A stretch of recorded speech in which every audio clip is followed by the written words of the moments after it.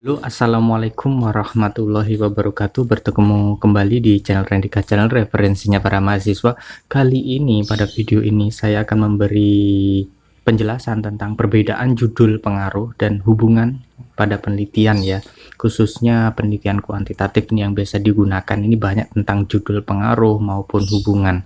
Nah, mengapa saya membahas tentang ini? Karena dalam membuat judul skripsi, misalnya judul pengaruh, ini biasanya disalahartikan dalam penelitiannya nanti ketika dia meneliti.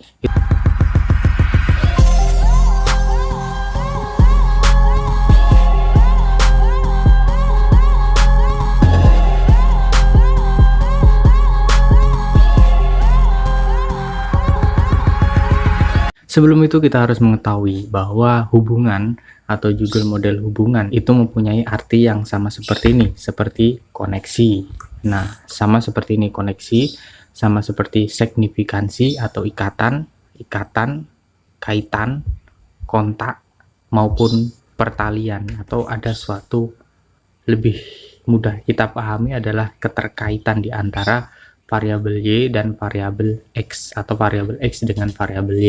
Nah, ini sebelum kita meliti kan kita membuat judul. Nah, membuat judul itu awalnya kita ingin apa di dalam membuat judul itu. Kalau kita menggunakan kata hubungan di awal judul itu, misalnya hubungan antara variabel X dengan variabel Y, maka nanti yang kita lakukan adalah mengkaitkan dua variabel itu, bagaimana kaitannya, bagaimana signifikansinya, bagaimana ikatannya, dan bagaimana kontak yang terjadi di dalamnya, dan bagaimana sebuah pertalian itu terjadi.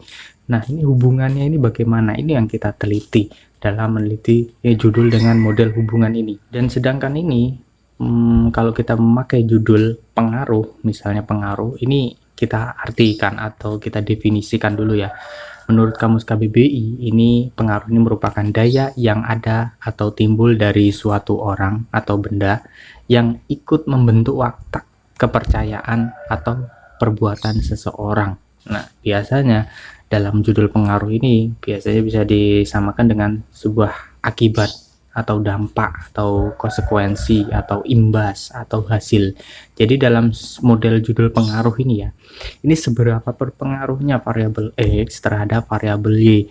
Nah, hal ini bisa diteliti karena itu menggunakan model eksperimen atau ingin mengetahui seberapa berpengaruhnya. Maka yang akan membuat hal ini berbeda dengan hubungan, itu pengaruh itu lebih ingin mengetahui seberapa berpengaruhnya atau ingin mengukur, lebih mengukur seberapa berpengaruhnya.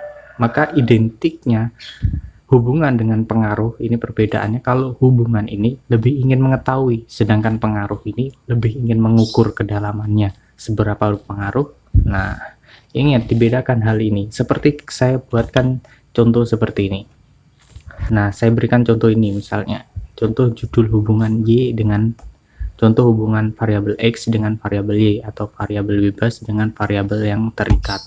Nah, ini hubungan antara lingkungan belajar anak dengan hasil belajar siswa SD kelas 5 sekecamatan. Nah, pada ini adalah variabel X-nya adalah lingkungan belajar, dan variabel Y-nya ini adalah hasil belajar siswa.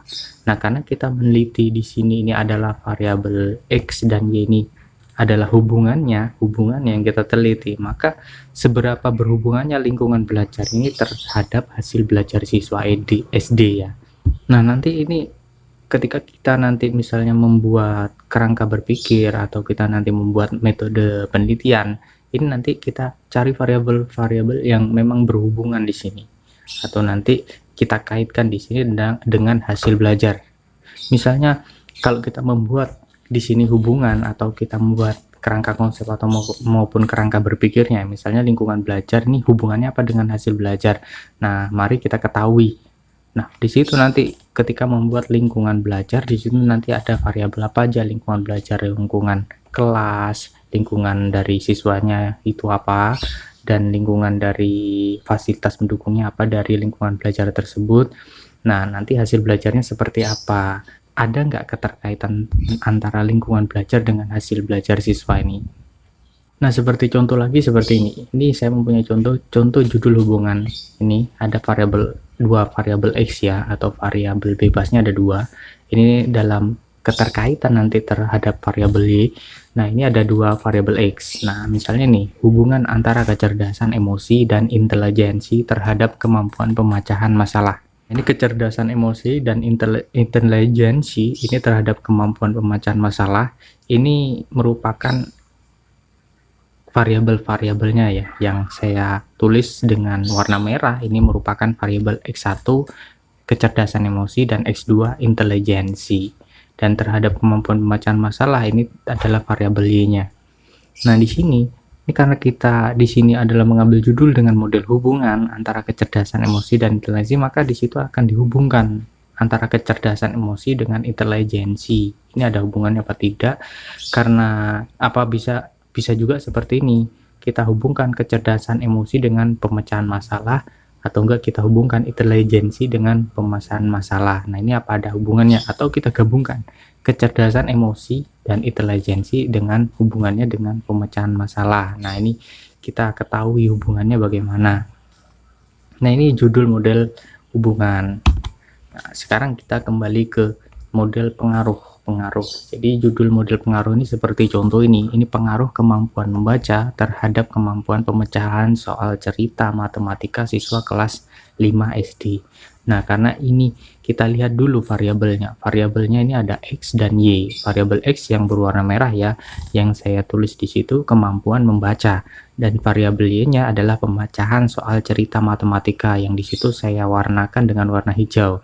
Nah, di sini karena judulnya adalah pengaruhnya, kayak yang akan diukur atau yang akan diteliti dengan cara mengukur itu adalah kemampuan membacanya nih. Seberapa berpengaruhnya kemampuan membaca ini terhadap nanti kemampuan pemecahan soal cerita matematika. Nah, ini diukur nanti seberapa berpengaruhnya kemampuan membaca ini.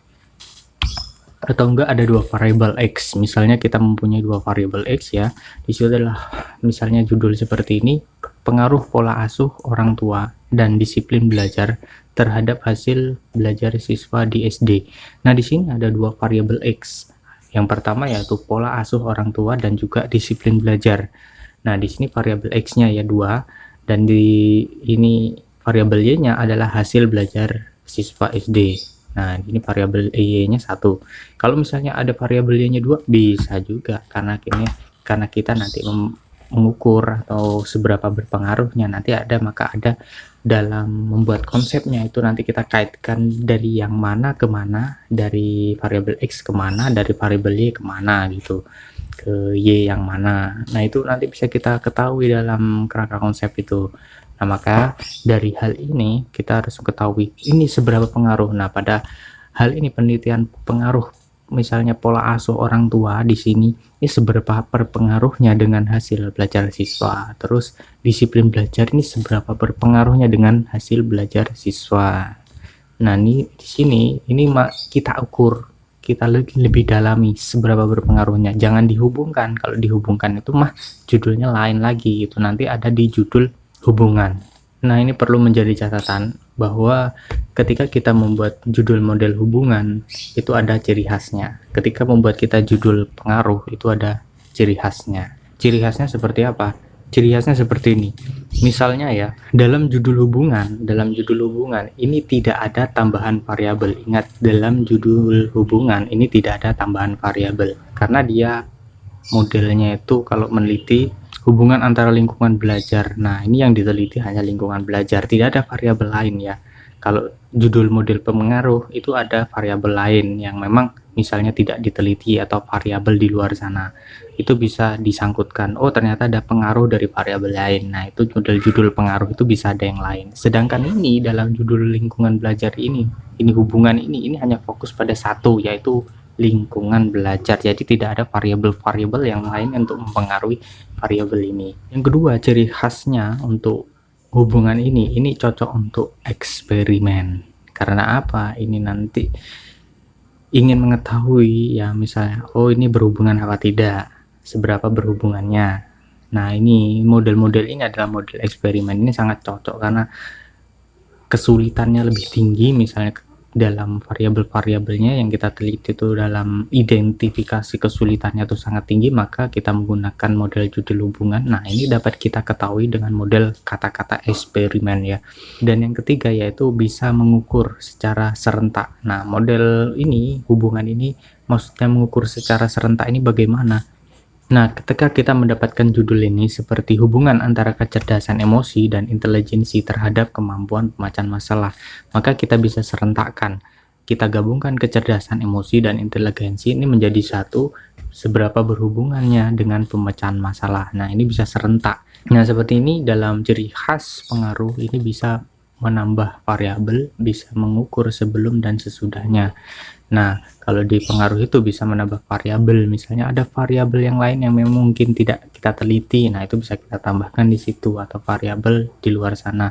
Atau juga nanti ada mengukur sebelum dan sesudahnya. Nah, ini ada kan sebab akibat dalam membuat judul. Nah, ini ketika Anda menggunakan judul berpengaruh, nah ini menelitinya nanti itu ada sebab akibat atau sebelum sesudah. Nah, sebelum diteliti itu hasilnya seperti apa, dan sudah diteliti itu hasilnya seperti apa.